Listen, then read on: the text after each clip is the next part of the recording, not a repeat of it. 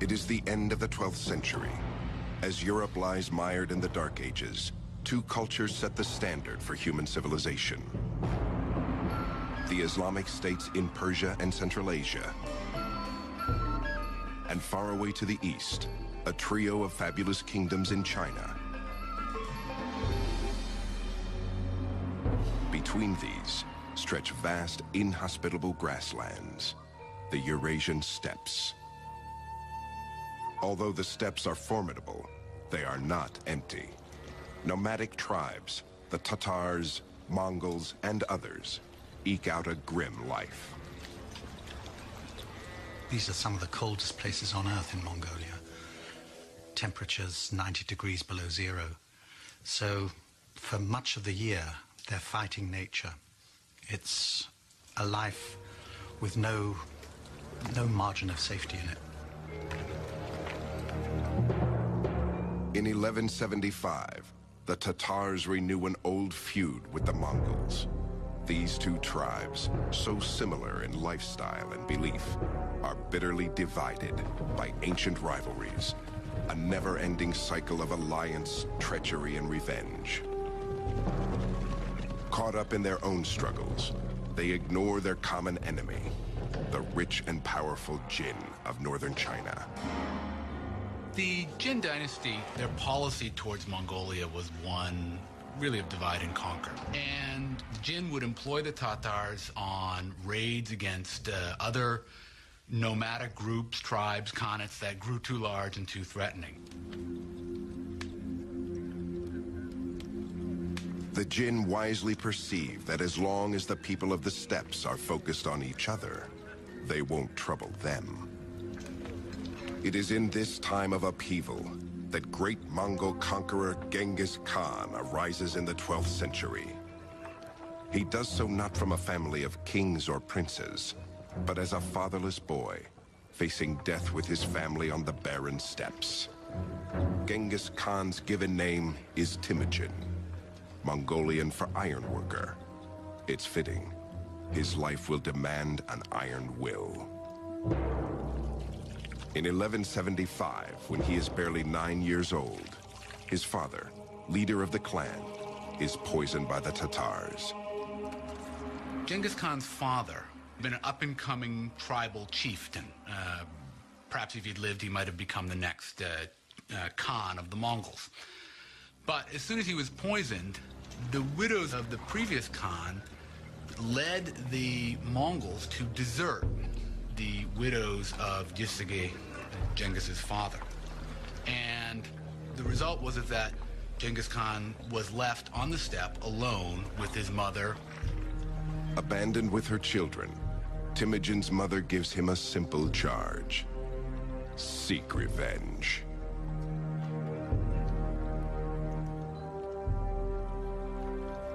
He had grown up, we can presume, with this strong sense of mission. He was the son of one of the leading chieftains, one who had won victories in war when other chiefs had been defeated.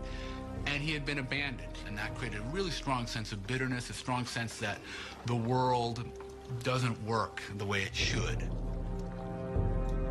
For 30 grueling years, Temujin fights to unite his clan and gain the title of Khan, great leader. He learns to trust those proven loyal in battle, and he remains suspicious of all others. By the age of 40, he has grown to be a gifted chieftain. We're looking at a man like Alexander, like Hitler, I have to say, with immense charisma, who made people follow him by the strength of his personality. Having united his tribe, in 1196, Temujin turns to the second task: vengeance on the Tatars.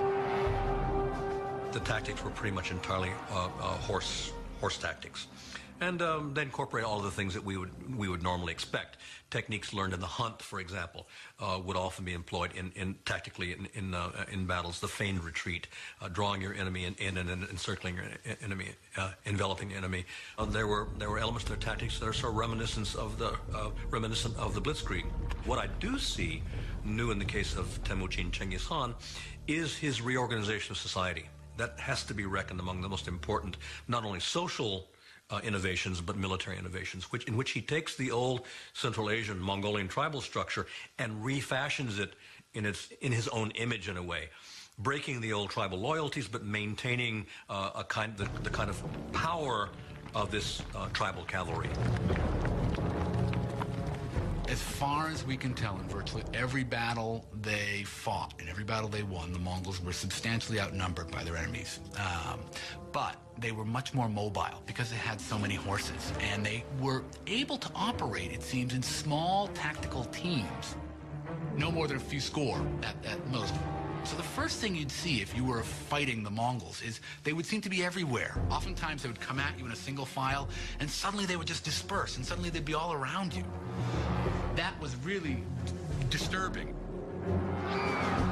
The Mongols' combination of finely honed horsemanship and tactical strategy overwhelms their enemies.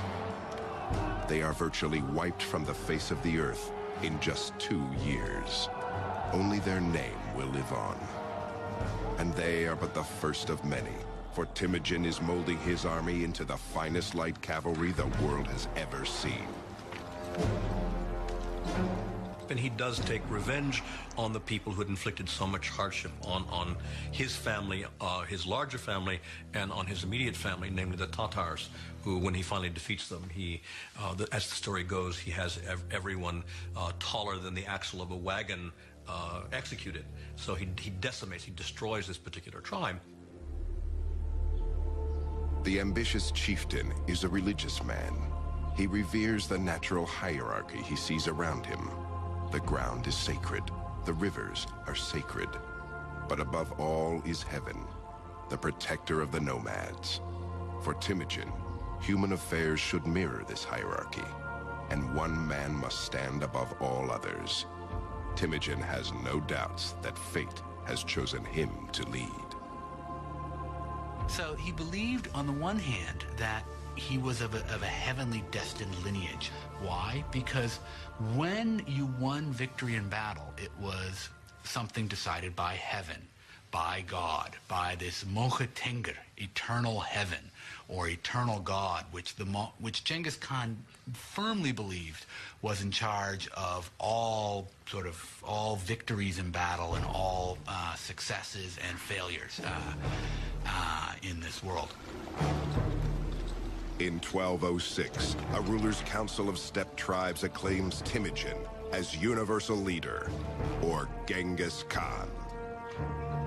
He now stands poised to conquer the rest of the world and seal his reputation as the bloodiest of all barbarians.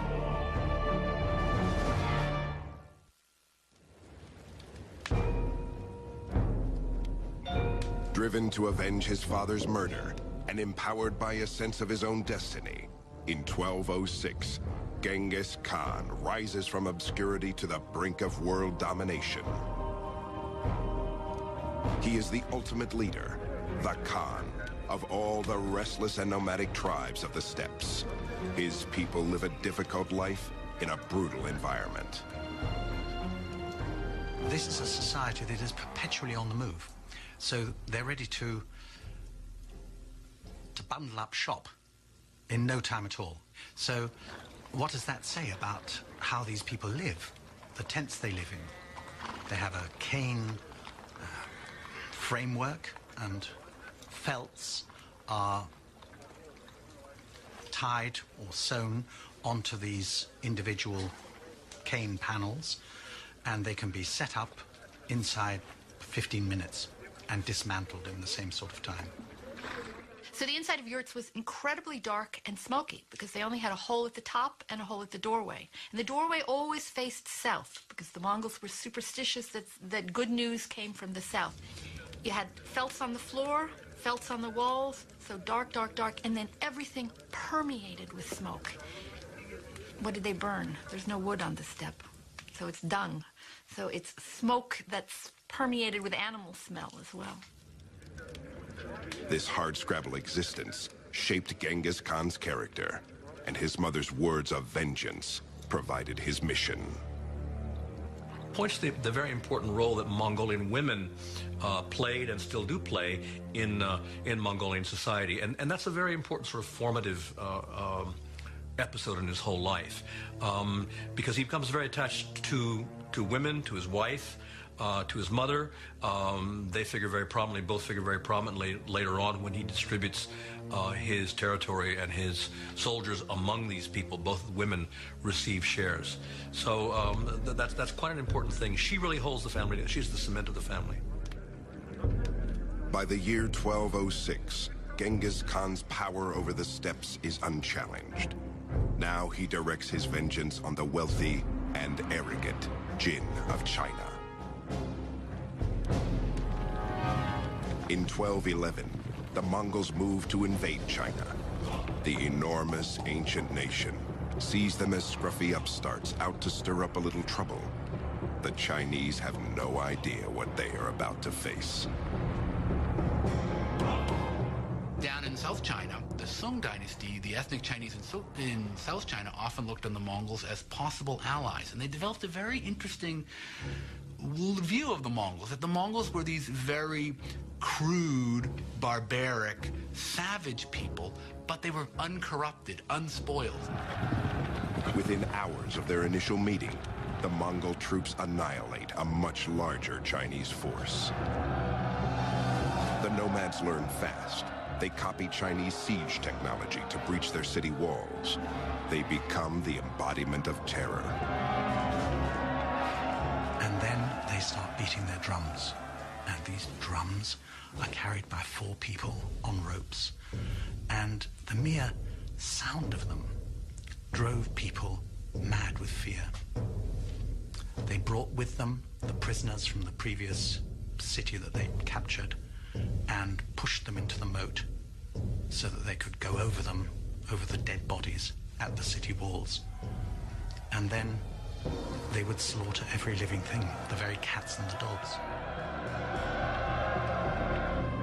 In 1215, they lay waste to the capital of northern China, Chengdu, present-day Beijing. But just as victory seems within reach, news arrives that trouble is brewing in the Mongolian homeland.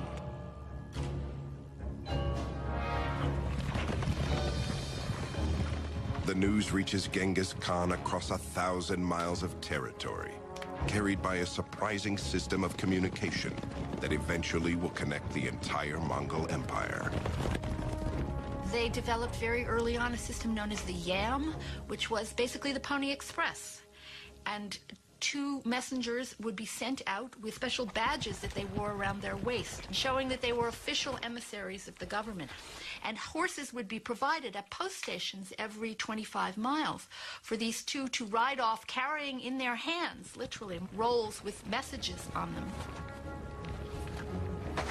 In 1218, the Yam riders bring Genghis Khan the news that Kuchlug, the Khan of the Naiman clan, is fomenting a rebellion among other disgruntled tribesmen.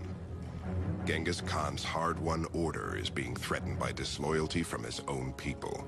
This cannot be tolerated.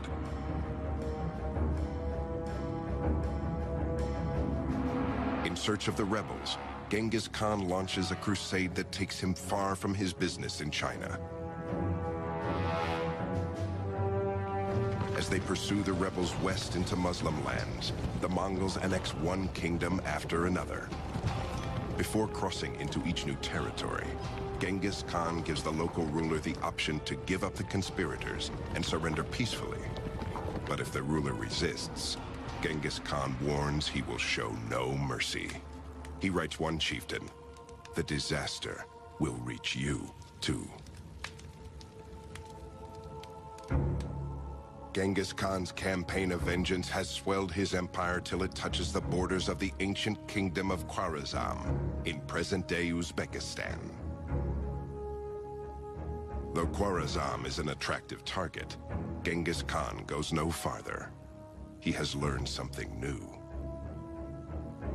I think that the key moment in the career of Genghis Khan that lifted him from being a territorial chieftain in Outer Mongolia, and it's not accident that Outer Mongolia means the boonies, it means the back of beyond, that moved him from that to a player on the world stage was when he began to realize that his territories were on the Silk Road and that he could change the fortunes of his people by trade. And so he sent a series of embassies to his nearest neighbor, the Sultan Muhammad, who was the ruler of the Eastern Islamic world. And those embassies were finally followed by a caravan of 1,500 camels. And I think that what happened there was that this particular camel caravan was so rich that it tickled the greed of the Muslim governor of the frontier post concerned at Otrar, and he simply seized it. This governor of this town, he saw this Mongol embassy of merchants coming, basically a trade mission come. He saw all the kinds of things that were in there, and he asked the Sultan Muhammad, what should I do with them? He was told. He implied they're spies. These Mongol envoys are spies. What should I do with them? Can I massacre them? And Sultan Muhammad said yes, and they were. Undeterred, Genghis Khan sends a second envoy, only to have him seized. His beard is shaved off in the street as an act of humiliation before he is sent back. The caravan of gifts, of course, is not returned. Genghis Khan's final dispatch to Sultan Muhammad is simple and grim. You have chosen war, he writes. And it was that event, that greed, that breaking of the laws of interchange of ambassadors, of allowing merchants free run across frontiers, that caused the Mongol catastrophe, the catastrophe which, as one Russian chronicle says, left no eye open to weep for the dead. They came, they sapped, they plundered, they burnt, they slaughtered, they departed. Now, this is an utter disaster for the civilized world, and it had that curious small trigger. As his soldiers prepare for war in 1219, Genghis Khan is unconcerned. That will happen, he says, which will happen. And what is to be, we know not. Only God knows. In carrying out God's heavenly plan, the Khan will teach his enemies a terrible lesson and continue a conquest that will destroy all that stands before him, including the wealth and knowledge of an entire civilization.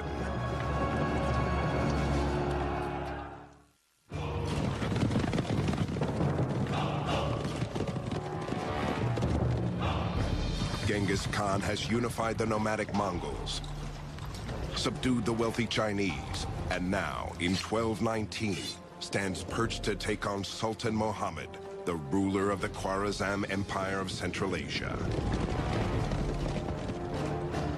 Genghis Khan is a man driven by revenge. Inalchuk, the Sultan's governor, has flagrantly humiliated a Mongolian diplomatic envoy, an abuse that cannot stand. But the Sultan's stronghold, Samarkand, is defended by an army much larger than Genghis Khan's own. To even the odds, the Khan turns to tools that have served him well in the past: mobility and surprise.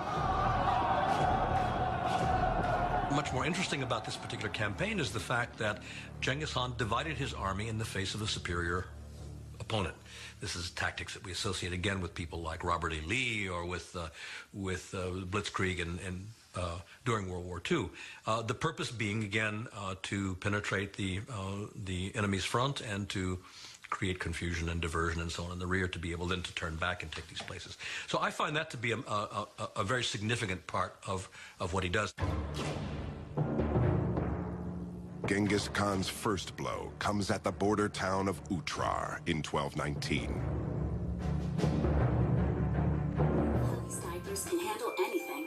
We put them to the ultimate test. Dads, alone with their babies, at nap time, after a very full feeding.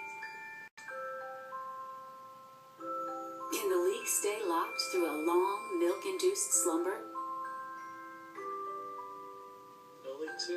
Grab a dad and see for yourself how, compared to Pampers Baby Dry, Huggies all-new Snug and Dry stops leaks The Mongols burst through the defenses and lay waste to everyone and everything in their path.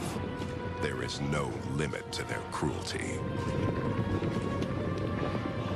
Why were the Mongols so cruel?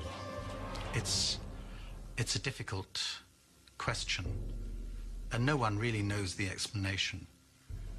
But the fact of it, I think, can't be doubted, that these were people who did not wage war in the ordinary way. A special fate is assigned to the greedy governor in Alchuk. He discovers firsthand the meaning of the old Mongolian proverb, return what people give to you. Dragged from his hiding place in the citadel, he is held down while molten silver is poured into his ears and eyes.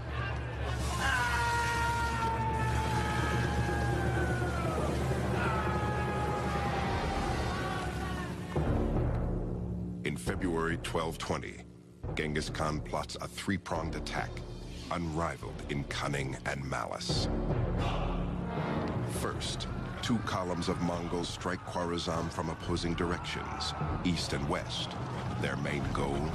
To lull Muhammad into thinking that these trifling attacks are the Mongols' best shot.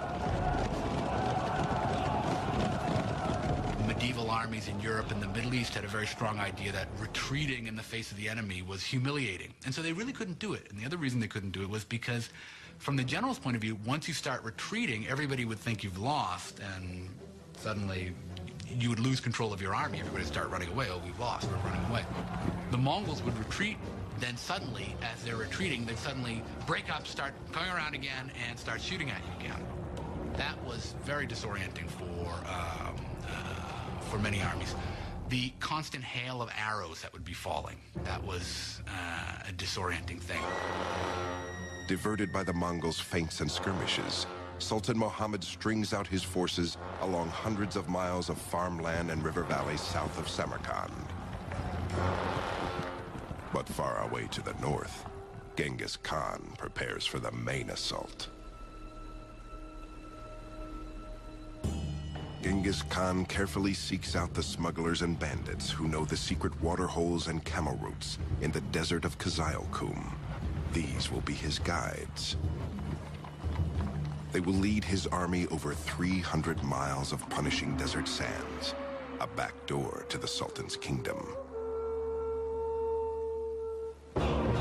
In March 1220, Genghis Khan and his army emerges from what the Sultan believed was an impenetrable desert, like demons from his worst nightmare. In one of the greatest strategic rearguard attacks in the history of warfare, proud Samarkand falls in just 10 days. Sultan Muhammad shows his true colors, fleeing for his life from one city to the next.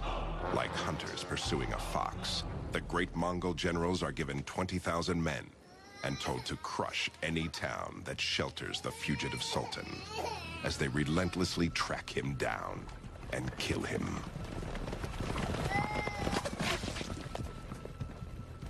So it was not just a matter of beating an army in the field, but eradicating the power of a country to ground zero, so that there could be no recovery. So they sowed salt in the fields, they destroyed the wells, they flooded the cities, they cut the canals, they chopped down the orchards, as if there were no tomorrow.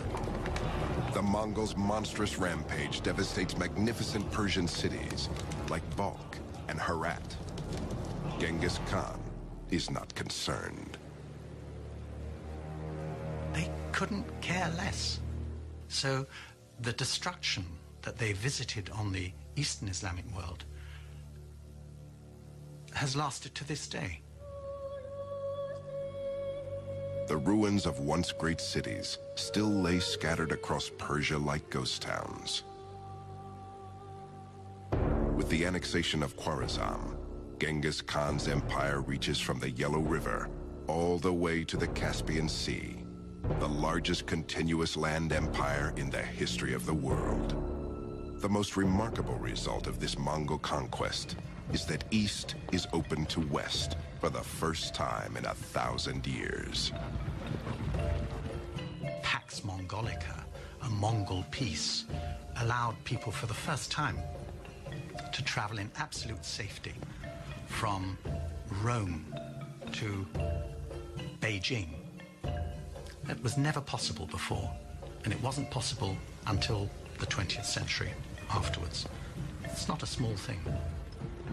We had people from the Middle East traveling all over, all the way even into China. Famous traveler Ibn Battuta from Morocco eventually reached, at least he says he reached, China and traveled through much of the successor states of the Mongols, Mongol states ruled by the descendants of Genghis Khan. And that created a kind of knowledge of each civilization in Eurasia acquiring more knowledge about each other.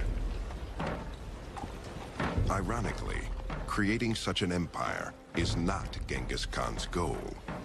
The flame of vengeance still burns in his belly, and he still has a score to settle with the Chinese. To that end he now turns, but it is the one thing beyond his reach.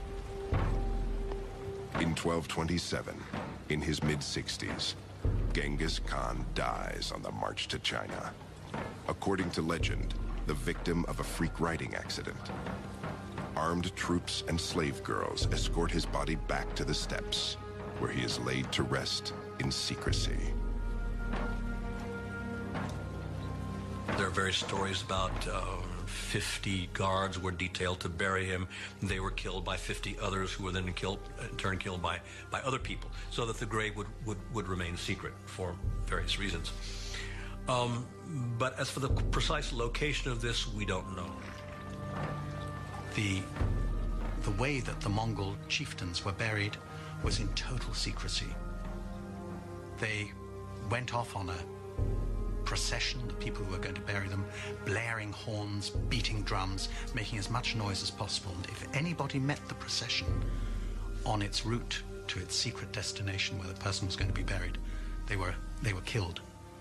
So the whole point was that nobody should know where the great ones of the Mongols were buried. Not a single tomb of a Mongol chieftain has ever been excavated. They've not been found. So we have no idea what they contain.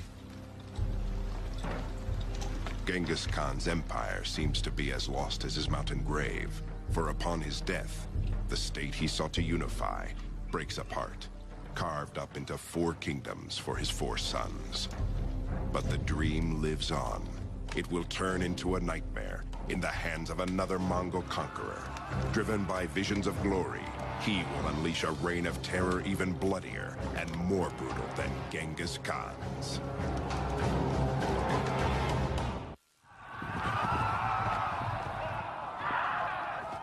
In an eruption of violent conquest, the Mongolian Empire continues to expand after Genghis Khan's death in 1227. In the west, the Golden Horde, descendants of Genghis Khan, rules southern Russia and Khwarezm. In the Far East, the Khan's grandson defeats and unites the 3 kingdoms of China. And in Persia, the Mongols convert to Islam, building fabulous mosques to glorify their new god. Still, as successful as the Mongolian Empire may be, its huge size makes it difficult to maintain. There weren't enough Mongols. This was not a gigantic nation. It wasn't like China, for example. Perhaps there were as many as 100,000 people in the Mongol army, and that was about it. So the wider the territories they controlled, the thinner the crust of Mongol dominion on them. By the mid-14th century, Genghis Khan's empire lies in shambles. Like the old Mongol clans of the steppes, the rulers spend their time fighting each other instead of combining their strength. The actual power was slipping from the hands of the Genghis Khan, the descendants of Genghis Khan, and falling into the hands of these tribal warlords, people who were not themselves of the imperial family, but who were the real holders of power. In the middle of the 1300s, in the Muslim lands of Khwarezm, in modern-day Uzbekistan, a young Mongol boy named Timur prepares to steal his neighbor's sheep. He is a clever and stealthy adversary to the shepherd. Snipers can handle anything. We put them to the ultimate test. Dads, alone with their babies, at nap time, after a very full feeding. Can the league stay locked through a long, milk-induced slumber? No league too. Grab a dad and see for yourself. How compared to Pampers Baby Dry, Huggies all-new Snug & Dry stops leaks better. His luck will fail him. It is said that he receives a wound that never fully heals, making him lame for life. As he grows to power, he is called Timur the Lame, or Tamerlane in the West. It is a name that his enemies will come to dread. By the year 1360, Timur is an important emir, or leader, a master chess player, a skilled strategist. Though he is a Mongol, he cannot claim descent from Genghis Khan, so he creates an elaborate genealogy linking himself to the great leader. He even takes 2 wives descended from Genghis Khan to legitimize his claim.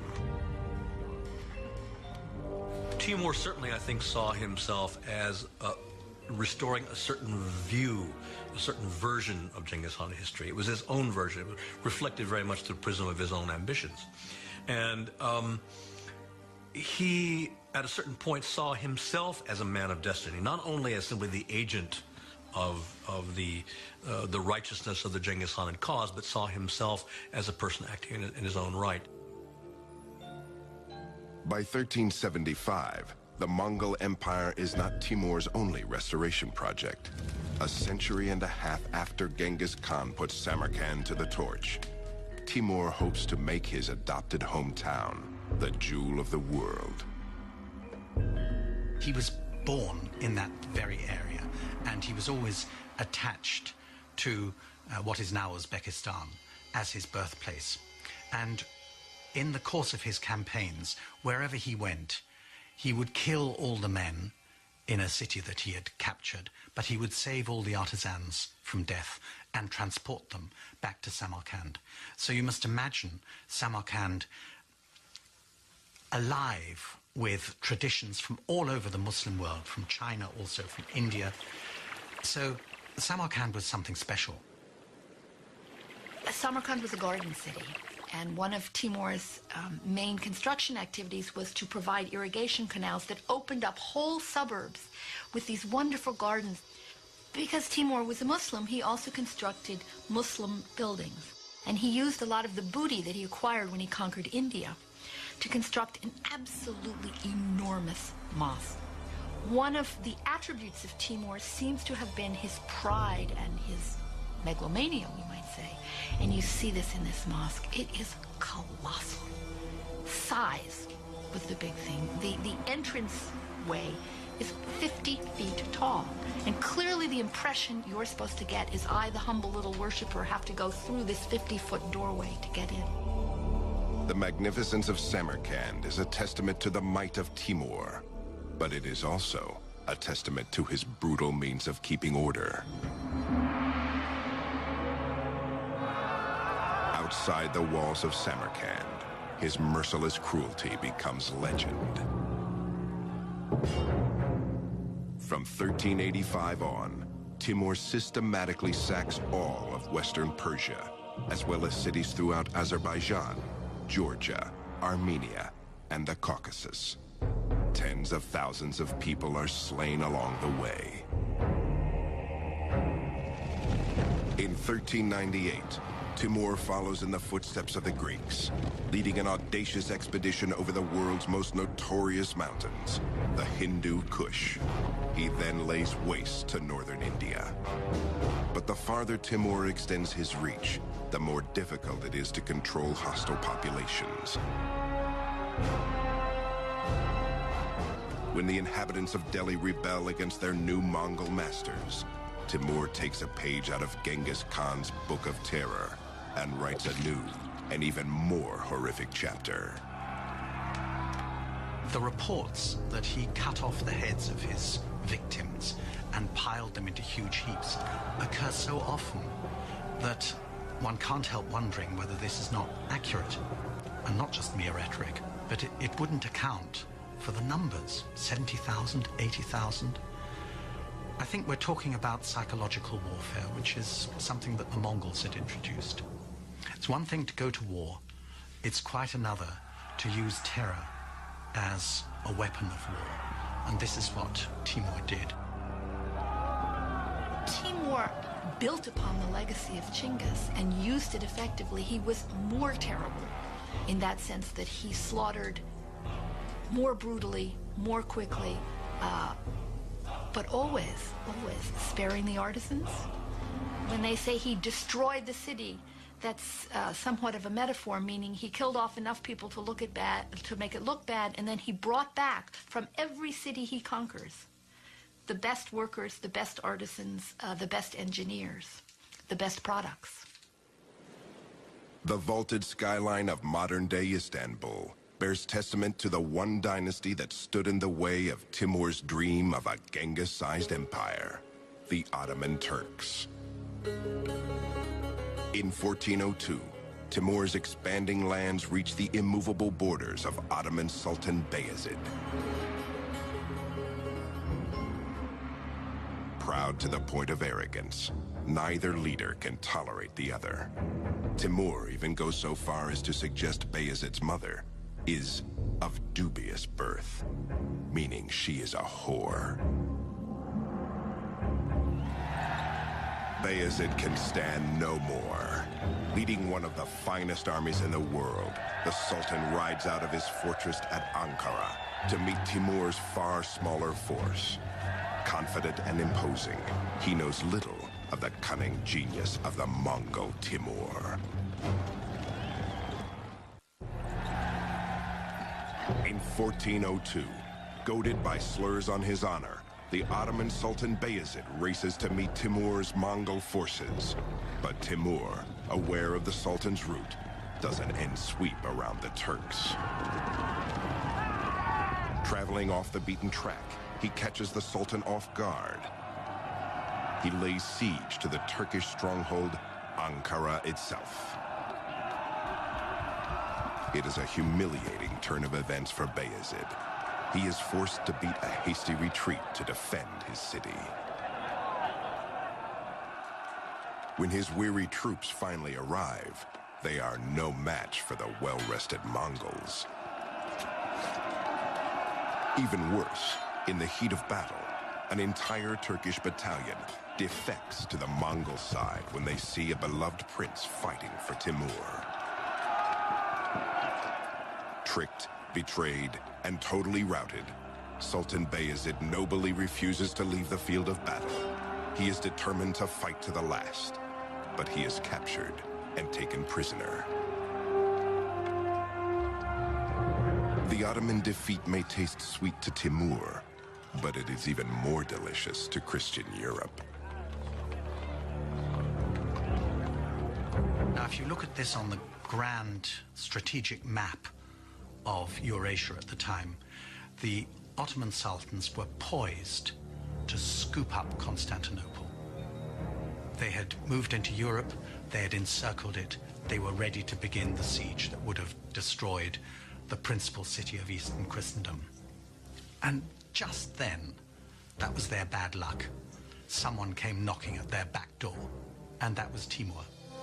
The reaction in Europe to the defeat of Bayezid Yildirim was unrestrained joy.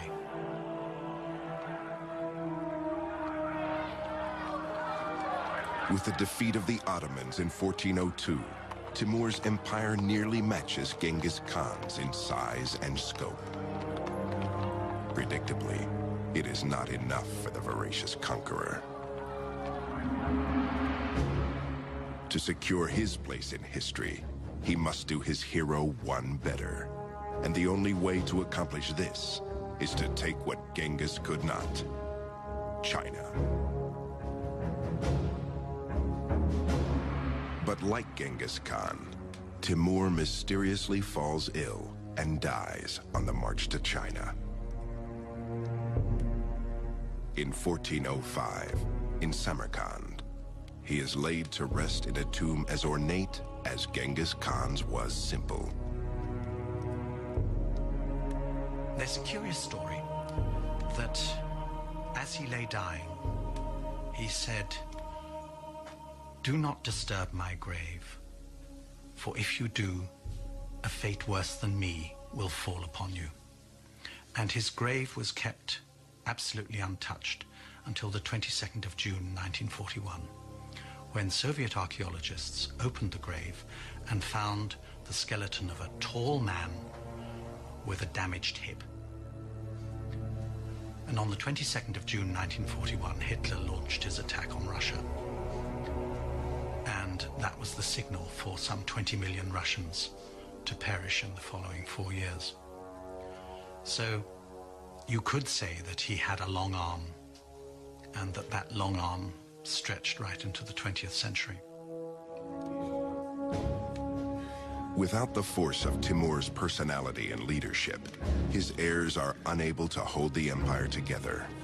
The Mongols begin to fade into history. Too small in number to rule their vast empire, they become assimilated into the cultures they conquer, adopting their religions and customs as their own. And yet, their impact remains immeasurable even today. By opening China to the west, the Mongols created an insatiable thirst for Asian goods.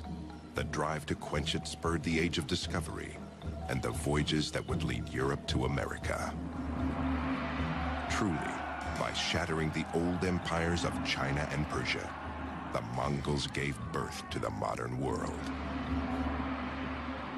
An empire that stretched from the Sea of Japan to the Baltic, from Korea to East Germany, and took in most of Eurasia, apart from India and Southeast Asia.